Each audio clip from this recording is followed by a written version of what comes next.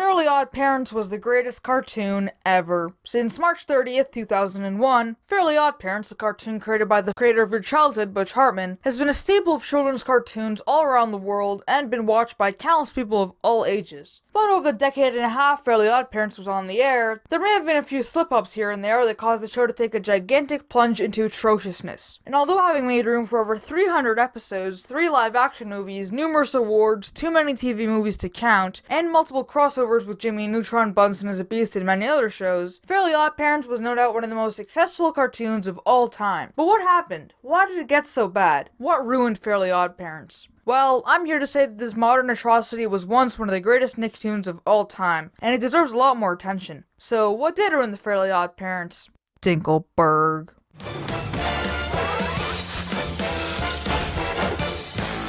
I'm a swinging Genie. Hey!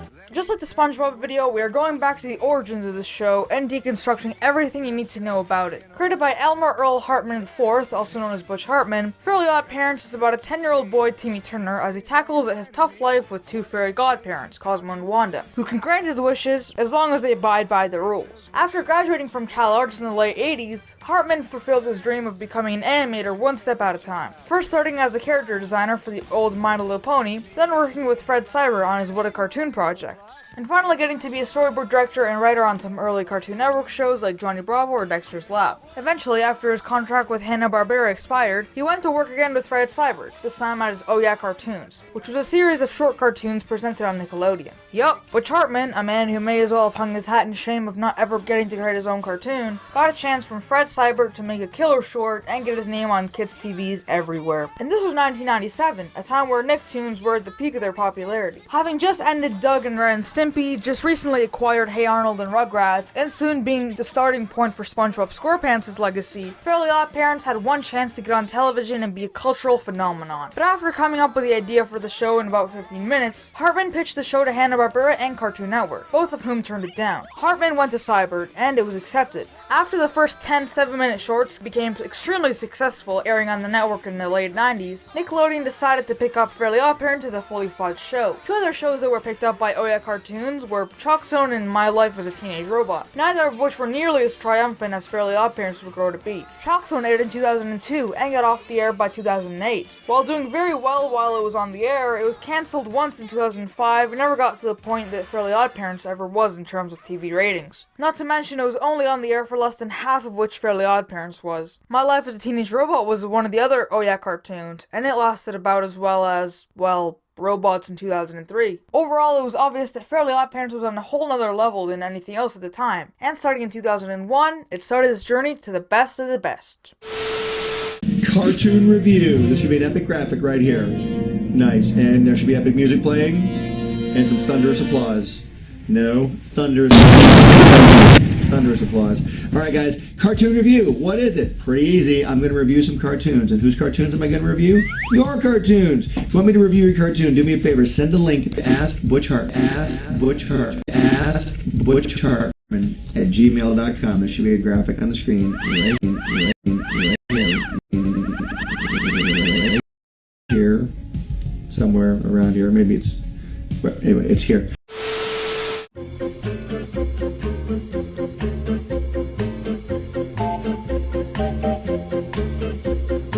Excluding the first set of 7-minute shorts that are now referred to as Season 0, which include the actual first episode where Timmy gets his fairy godparents, Season 1 started on March 30th, 2001, with the pilot of the official show on Nickelodeon called The Big Problem and Power Mad. This season included 12 11-minute segments as well as the season finale, Christmas Every Day. All the episodes in this season are some of the most original and best episodes in all of Fairly Oddparents. And if you're wondering, this isn't my favorite season, we'll get to that a little bit later, but this is definitely my second favorite because of just how classic and great it is. Think about it, this small season of just 7 episodes managed to be just successful enough to warrant 9 more seasons and inspire other other creators to take a jab at animation. This also really set the standard for Butch Hartman's career, and allowed him to go from this poor old guy looking for a job in the animation sector to a fully fledged and focused cartoonist who can focus on his product rather than bringing bread home every night. This season focused on establishing the characters first of all, because according to Hartman, the characters are the most important part of every cartoon. The characters and settings were just getting introduced, as well as the art style, which looking back at today is pretty inspiring. These episodes did a great job showing us a lot of action in the first 11-minute segment, and why Nickelodeon did a good job by greenlighting it. Overall, season 1 did a fantastic job as an introductory season, and I think if a certain other season that we'll be getting to a little bit later didn't exist, this would be my favorite season of all time. But enough chit-chatting, let's get to the juicy stuff. Season 2.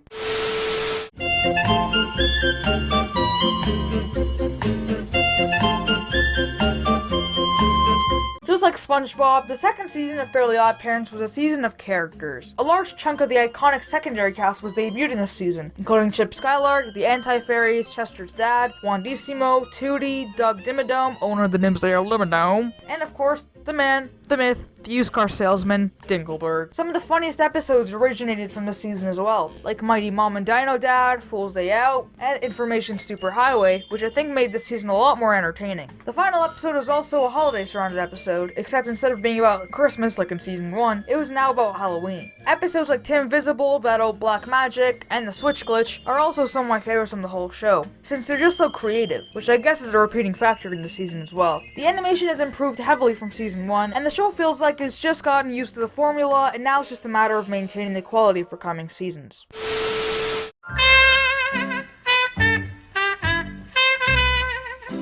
Moving on to season 3, which in my opinion is the best season ever. But seriously, I did a quick experiment in my Discord and found that the majority of people agree with me on that statement. Season 3 was home to so many of my favorites: Shiny Teeth, CosmoCon, Snowbound, Abracatastrophe, and The Secret Origin of Denzel Crocker, which I have reviewed before, so check that out. Sure, it had Love Struck, one of the worst episodes of all Fairly Oddparents, but in general, this season was awesome. Abracatastrophe in and of itself was one of the greatest TV movies of all cartoons, so you can guess what the rest of the season was like. Secret Origin of Denzel Crocker was awesome, and it shows how creative and talented these writers are at their peak. If a tree falls in the forest and no one is around to hear it, does it make a sound? Does it? Yes. I mean, no. I mean, I don't know. And comparing the season to other Nickelodeon juggernauts airing at the time, nothing was really at the level that season 3 of this show was. Then again, this is also around the time Nickelodeon started tinkering around with this and constantly wanting to cancel the show over and over, not realizing the behemoth that it would one day become. But we're not there yet. We're still at a season that's personally on the bottom of my heart and will generally be considered one of the greatest, according to you weirdos in my Discord. But let's keep moving up into season 4.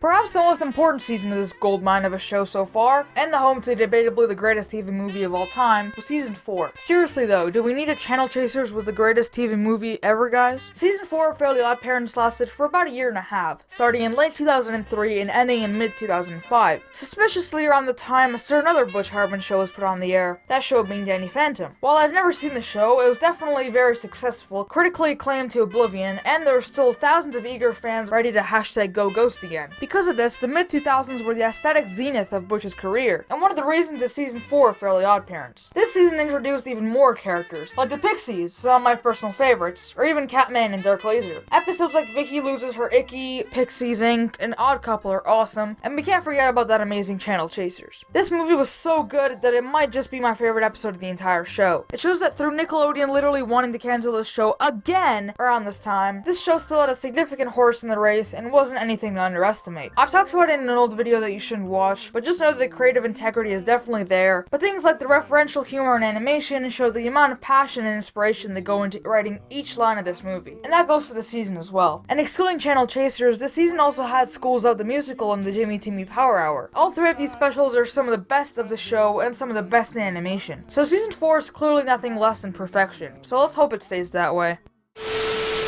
Because a vision softly creeping left its seeds while I was sleeping. Oh brother, this season isn't too great compared to the previous 4. Most people say that Fairly Oddparents got bad from the addition of Poof in season 6. Some say Sparky, some say Chloe. But I beg to differ. Season 5 of Fairly Oddparents is what started the downward spiral that is what we now refer to as modern Fairly Oddparents. Season 5 had my least favorite episode of the good era of this show, It's a Wishful Life, which again I have reviewed in the near past before. It had tons of mediocre episodes that I could probably list and review right now, but we don't have all day. The only thing I can say is that this season's special TV movie was Fairy Idol, a relatively funny and nostalgic episode that I like, but in comparison to the gold of season 4, it's really nothing special. There's a lot of filler in these episodes, like that episode where Timmy's teeth are loose for some reason, and Jorgen wants him to propose to the Tooth Fairy, and when Jimmy refuses, it makes Jorgen cry for the entire episode. The only redeeming thing, to be honest, was this. Although mostly our diet consists of crabs, starfish, and the occasional underwater squirrel. And even that's a little too far. In restless dreams I walked alone.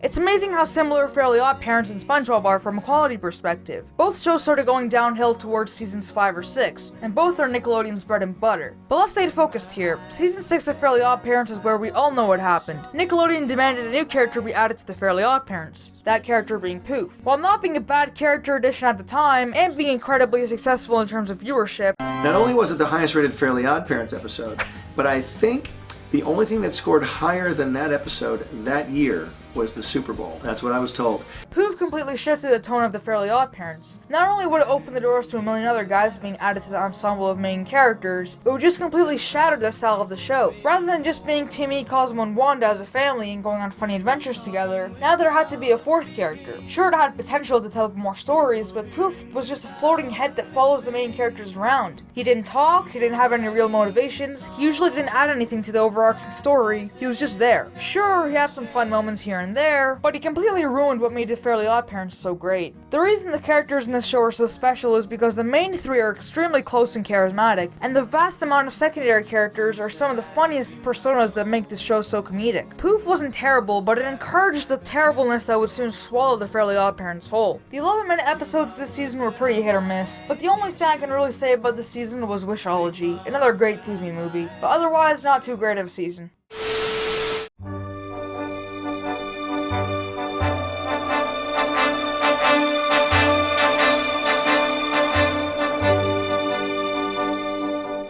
Starting off the 2010s, we have Season 7, which came out just around when Tough Puppy, another Butch Hartman show, was put on the air. Foop was the new character in this season. I don't know, I guess Anti-Poof didn't have that ring to it. The amount of mediocrity in these episodes is so appalling to me, because I know we still haven't seen anything yet. No joke in this season is funny. There's so much gross out in this character's faces, and so much filler, that even seemingly funny plots like Operation Dinkelberg felt rushed, unfunny, and extremely mediocre. I know this is all a result of seasonal rot, and isn't necessarily the creator's fault and all, but it just feels lazy, and whoever gave these episodes a yes honestly has really low standards for what is acceptable on television. After the leap in ratings though of season 6, you'd expect a little more quality in these episodes, but just like The Simpsons, Family Guy, and even SpongeBob to an extent, anything that is on the air forever is bound to plunge into mediocrity. I know that's a word I say a lot, but there's really no other way to describe it. I guess if I could review season 7 of Fairly Oddparents in 10 words or less, trademark, I would say that the only thing you gain from this is a facepalm. Not only that, but looking back at it, you gain nothing more from watching this season. No emotion, no laughs, no entertainment, no nothing.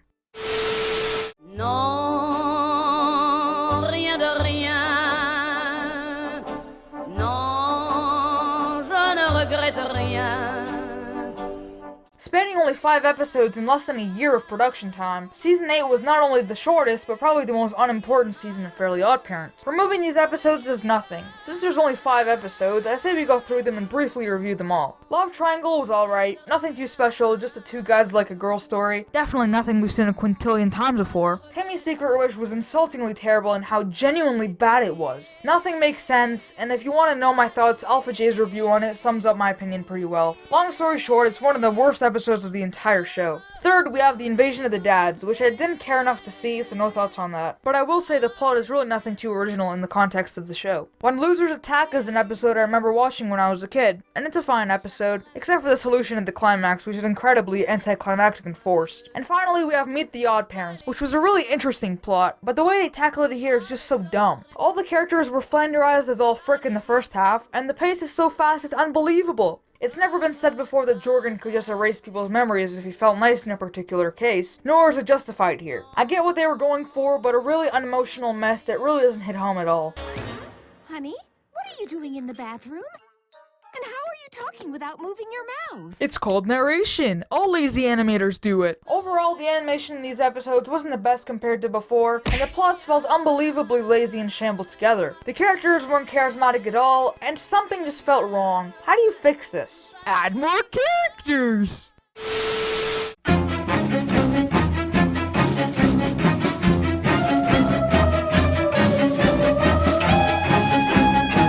Sparky the dog was the new main character this season. And yes, he is just as terrible as you think. Probably 10 times worse at that. And yes, he does have an anti-Sparky by the end of the season. And his name isn't Y-Craps. God, I hate these stupid names. Sparky has no purpose. Oh wait, yes he does, and that purpose is to be literally the most annoying character in existence. Like, no offense to Maddie Taylor who voices him, but why do you have to hurt our ears so bad? So many episodes like The Dinkle Scouts, Dumbbell Curve, App Trap, Finding Emo, A Boy and His Dog Boy, Country Clubbed, A Perfect Nightmare, and pretty much every other episode in this season was so garbage that I now realize how bad this show has gotten. This season had 43 episodes, so unlike season 8, this was clearly an important season in general. And watching these episodes over makes me realize just how many forced memes there were. Like how Crocker says, "They'll tase ya, bro," and Weirdos on a Train, in homage to that hilarious University of Florida incident that happened 20 million years ago. Predominantly, season 9 of Fairly Oddparents was one of the worst seasons in all animation. This time, it wasn't just mediocre or whatever. Now it was bad. Very, very bad. But not the worst. Speaking of the worst...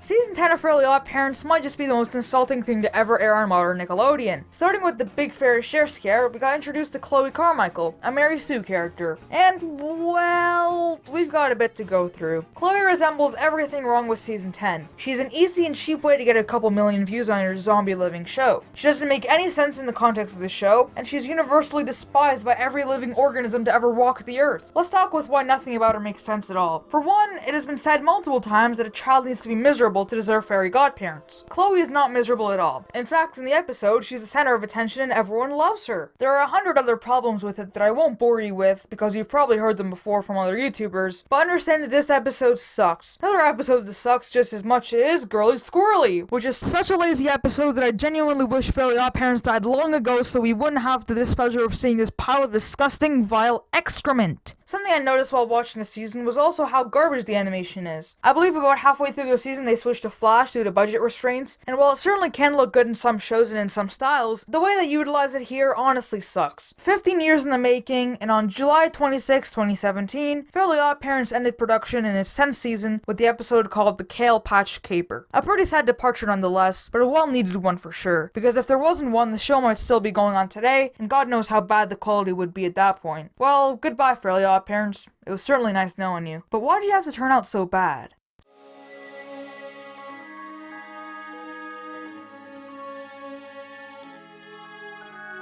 Some say it was the flashy marketing, some say it was the keeping it on too long, some say it was the bad managing, some say a lot of things. But what ruined Fairly Oddparents? Well, for one, too much of anything can be harmful, as is in real life. Too many characters and too many seasons may have caused the downfall of Fairly Oddparents. Because if you keep any show on the air for too long, and shoehorn in as many characters as it takes to keep all the 6-year-olds watching Nickelodeon, and not switching to Cartoon Network, it will only have an unpreventable failure. You could just say that the downward spiral of Fairly Oddparents was inevitable.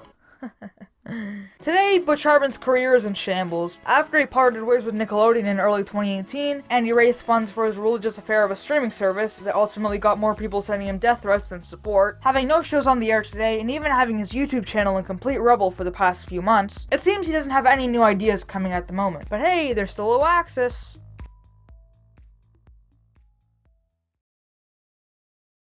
Fairly Oddparents was perhaps one of the most revolutionary cartoons of the 21st century. Not to the extent of SpongeBob, but in its own right, it did extremely well at the peak, and went down in history as one of the most creative stories ever told on Nickelodeon. And if it wasn't ever released, it would have never had the same fate. Maybe it would have been better to end the show before it got popular. Maybe that would have kept its dignity in check. But then again, who cares what happened to it? At the height of its popularity, it was universally loved and equally successful financially. It made room for some other great Butch Hartman franchises that went down in equal status. No no matter what ruined Fairly Oddparents and ultimately led to its death, it was once a great cartoon. No, the greatest cartoon. You could just say that Fairly Oddparents was the greatest cartoon ever. Yeah, right. La